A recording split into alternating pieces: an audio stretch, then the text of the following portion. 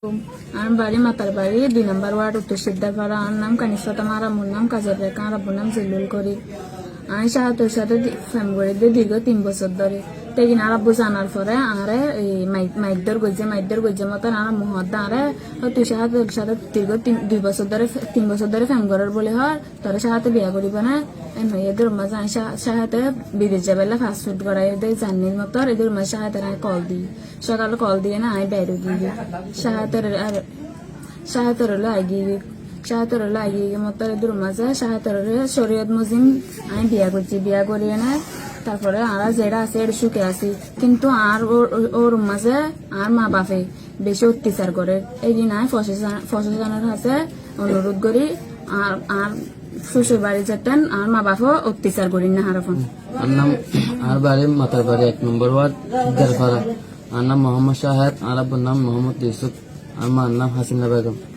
আর দুজন এক অপরের সম্পর্ক করে আজ 3 বছর।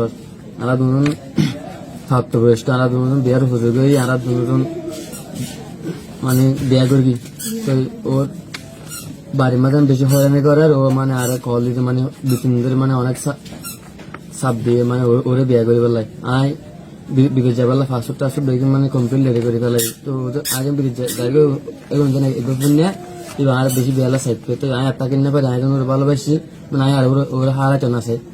কোরআন হাদিস মজিন শরীয়ত মজিন অনুযায়ী বিয়া করি আর এখন যেটা আছি এটা অনেক সুখে আছি, শান্তিতে আছি, অনেক সুখের দাম্পত্য জীবন ভালো করি। আর বিয়া করি আজ 15 দিন আর মানে অনেক সুখে আছি, শান্তিতে আছি। কিন্তু ওর ফ্যামিলি আর ফ্যামিলির বেশি অত্যাচার করে, মানে বেশি অত্যাচার করে আর মানে আর সহ্য করিবার মতো নয়। এই জিনিসকে নাই মানে আর ফ্যামিলির যে এত অত্যাচার করে দিতে এত হয়রানি করে এই জিনিসকে নাই মহেশখালী মাতার বাড়ি প্রশাসন আছে মানে এখানে বিশ্বাস চাই।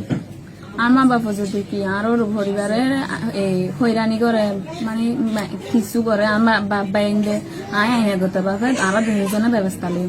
আর বিয়া করছি দিন প্রমাণ আছে যেটা আছে এটা সুখ ভালো আছে, সুখে আছে বেগুন দোয়া করছি।